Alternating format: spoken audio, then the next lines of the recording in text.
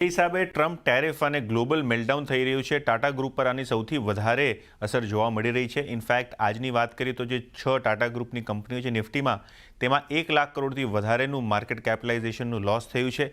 તેમજ આપણે માર્કેટ વેલ્યુની વાત કરીએ તો એપ્રિલની શરૂઆતથી અત્યાર સુધી એટલે કે 3-4 ટ્રેડિંગ સેશનમાં લગભગ 2.5 લાખ કરોડ રૂપિયાનું ટાટા ગ્રુપનું નુકસાન થયું છે માર્કેટ કેપિટલાઇઝેશનમાં.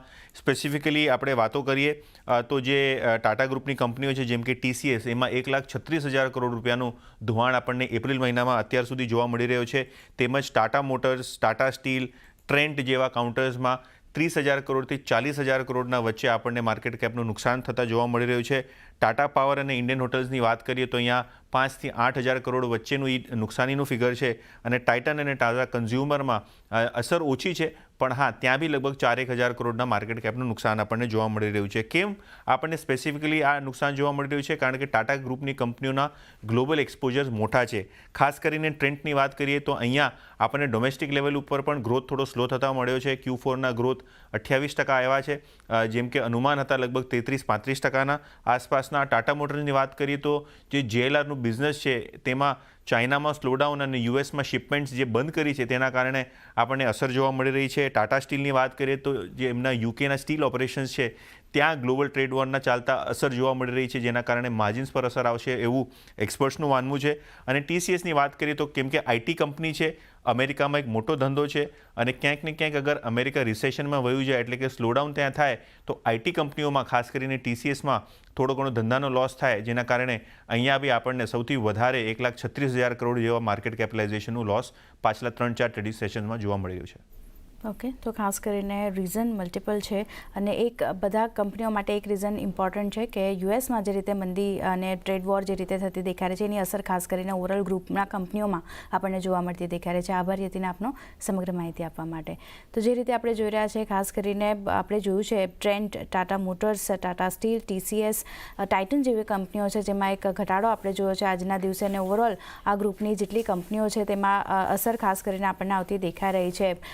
ગૌરાંગજી, તમે કઈ રીતે જોઈ રહ્યા છો જે રીતે ઓવરઓલ આપણા ટાટા ગ્રુપની આપણે વાત કરી લઈએ જેમાં સૌથી વધારે આજે જે ઘટાડો આપણને આવતો દેખાયો છે તે ટ્રેન્ટના કાઉન્ટરમાં છે. બીજી બાજુ ટાટા મોટર્સ માટે જે સમાચાર યતિનજીએ પણ જણાવ્યા કે યુએસમાં JLRનું એક્સપોર્ટ જે છે તે અહીંયાથી બંધ કર્યું છે. તો આ બધા હવે ખાસ કરીને ચાઇના અને US વચ્ચે પણ જે ટેરિફ વોર અને જવાબી ટેરિફની વાતચીત ચાલતી દેખાઈ રહી છે એની પણ અસર આપણને આવતી દેખાઈ રહી છે. પણ કઈ રીતે ધ્યાન રાખવું, આજે ફોલ આવ્યો છે, ક્યાં ફોકસ કરી રહ્યા છો?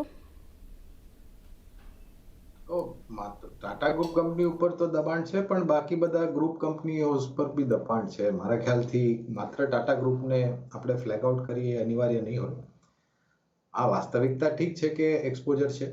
ટ્રેન્ડની તમે જે વાત કરી રહ્યા છો એ મૂળ રૂપે આજે નીચે એટલા માટે છે કારણ કે જે ચોથા ત્રૈમાસિકના કારોબારના અનુમાન આપ્યા છે એમાં આંકડાઓ નબળા છે.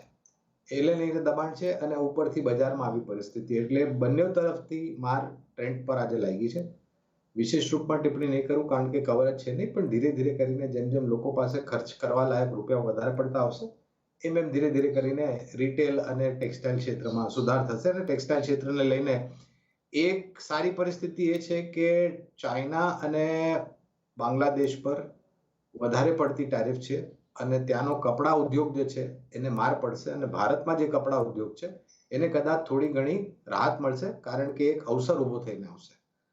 ટાટા ગ્રુપની જે તમે બાકી અન્ય કંપનીઓની વાત કરી, ટાટા મોટરની, તો સ્વાભાવિક છે આ અનિશ્ચિત કાલ માટે યુએસમાં જેગવાર લેન્ડ રોવરની અવેલેબિલિટી અથવા તો ઉપલબ્ધિ બંધ નથી કરી. આ માત્ર તાત્કાલિક કરી છે, થોડા સમય માટે. થોડું ઘણું એ લોકોને અભ્યાસ કરવું પડશે કારણ કે જેગવાર લેન્ડ રોવર જેમ ચાઇનામાં વેચાય છે એમ અમેરિકામાં બી વેચાય છે અને બાકી અન્ય દેશોમાં બી વેચાય છે. એવું નથી કે માત્ર અમેરિકા અને ચાઇનીઝ સિટીઝન્સ દેશવાસીઓ ત્યાં આગળ જેગવાર. ભારતમાં બી આપણે ઘણી બધી જેગવાર લેન્ડ રોવર જોઈ છે અને બાકી અન્ય દેશોમાં બી જોઈ છે. હા, પણ યોગદાન જેગવાર લેન્ડ રોવરનું ટાટા મોટર્સની બેલેન્સ શીટ પર વધારે પડતું એના માટે આવે છે કારણ કે આ એક હાઈ એન્ડ પ્રીમિયમ લક્ઝરી ગાડી છે અને માર્જિન્સ વધારે પડતા યોગદાન આપે છે ચોખ્ખા નફા પર.